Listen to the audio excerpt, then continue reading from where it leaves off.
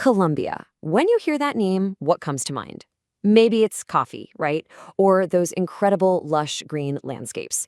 Or maybe, yeah, you think about its long history of conflict. Well, its story is all of that, a tale of absolutely dazzling splendor and really deep-seated turmoil. And today, we're going to unpack how this nation was forged.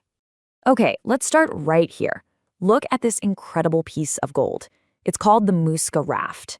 And what it shows is a ceremony where a new chief, covered head to toe in gold dust, would float into a sacred lake and toss in treasures. If that story rings a bell, it should. This right here, this is the origin of the legend of El Dorado, the lost city of gold. But the story of Colombia is so much more than a golden legend. For a huge part of its modern history, the country's name has been practically synonymous with violence. So, how on earth did a land of such immense riches and culture become so defined by conflict? That is the big question we're tackling today. To really get it, to understand the present, we have to go back, way back to the beginning.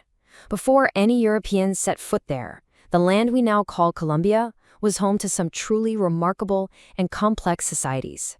Long before the Spanish conquest, this was not some land of simple scattered tribes. No way. Groups like the Muisca had built these sophisticated political systems they called casacazgos. Think of them as powerful confederations of villages, ruled by chiefs, with a political structure so organized it was actually second only to the mighty Inca Empire in all of South America. And their craftsmanship was just breathtaking. Cultures like the Zenu and the Cumbia were absolute masters of metalwork. Just look at the incredible detail in these pieces. These aren't just hunks of gold. They're intricate works of art that tell you this was a society with immense cultural and technical skill. And their genius wasn't just in art, it was in engineering too. This is the Ciudad Perdida, the lost city, built by the Tairona people. They literally carved 169 terraces into the side of a mountain and connected them with tiled roads. It's just a stunning feat of planning and architecture. But in 1499, this entire world changed forever. The arrival of the Spanish marked a violent, decisive turning point, kicking off the era of conquest and colonization. Lured by those very legends of gold we just talked about, Spanish conquistadors pushed deep into the interior, and in 1538, they founded Santa Fe de Bogotá, building it right on top of a major Muisca settlement. This city would become the capital of their new colony, the Viceroyalty of New Granada, and the absolute heart of Spanish power for centuries. Okay, let's fast forward. After 300 years of colonial rule, the winds of independence started sweeping across the continent. But the nation that was born from this struggle, well, it was born with a deep, defining crack running right down its center.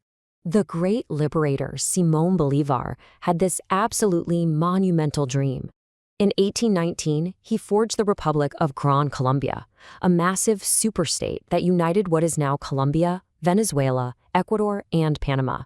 His vision was for a unified, powerful republic that could stand shoulder to shoulder with the great powers of Europe and North America. But that dream, it didn't last. By 1830, just over a decade later, internal divisions and regional fights just tore the whole thing apart. What was left was the smaller, fractured Republic of New Granada. The Great Union had failed. And from the moment it was born, the new republic was ripped in two by these opposing visions for the future. On one side, you had the conservatives. They wanted a strong central government, a powerful Catholic Church, and very limited voting rights. And on the other, you had the liberals. They pushed for a decentralized state, public education, and letting more people vote. This fundamental disagreement, this became the fault line for almost every single conflict that followed. And that political divide didn't just lead to some heated debates in Parliament. Oh no. It repeatedly erupted into brutal, nationwide civil wars. This timeline really shows a relentless cycle of violence. It kicked off with the Thousand Days' War at the turn of the century. Then came the era known simply as La Violencia, the violence, in the 40s and 50s. All this constant instability created a vacuum, and new armed groups rose up to fill it, from the powerful Marxist FARC to the radical urban guerrillas of the M19.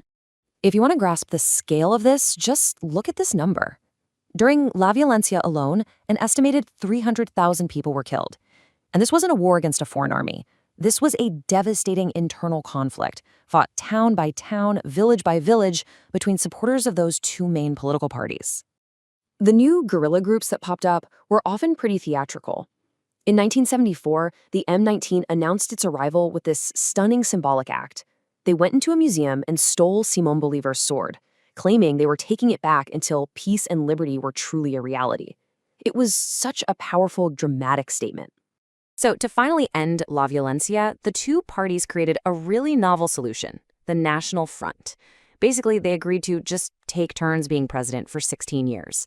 And while, yes, it did stop the killing between liberals and conservatives, it created a huge new problem. By locking everyone else out of politics, it convinced a lot of new movements that armed struggle was their only option, which directly fueled the rise of groups like FARC. And that brings us to the modern era, and to Colombia's incredibly complex stop-and-start journey toward finding some kind of lasting peace. A major breakthrough finally came in 1991.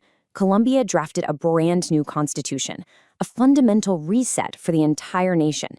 It was specifically designed to create a more open, inclusive democracy, directly responding to the exclusionary politics that had caused so much conflict, and laying the groundwork for peace. But the path since then has been anything but smooth. It's been like one step forward, two steps back. There were big successes, like the M19 guerrillas laying down their arms to actually help write that new constitution. But there were also immense challenges. The rise of powerful drug cartels, the growth of brutal paramilitary forces, and multiple failed peace talks, followed by renewed, very difficult negotiations in more recent years. You know, when you look at these ancient statues from San Agustin, you can't help but feel the immense weight of history. They've stood there as silent witnesses to everything from the incredible artisans of pre-Columbian cultures to the centuries of conflict that came after. Which leaves us with a final, and I think crucial, question. Colombia's history is a story of incredible resilience in the face of division and violence. But can the nation finally move past that? Can it build a future that's defined not by its ability to endure conflict, but by its incredible cultural, natural, and human riches? That remains the challenge.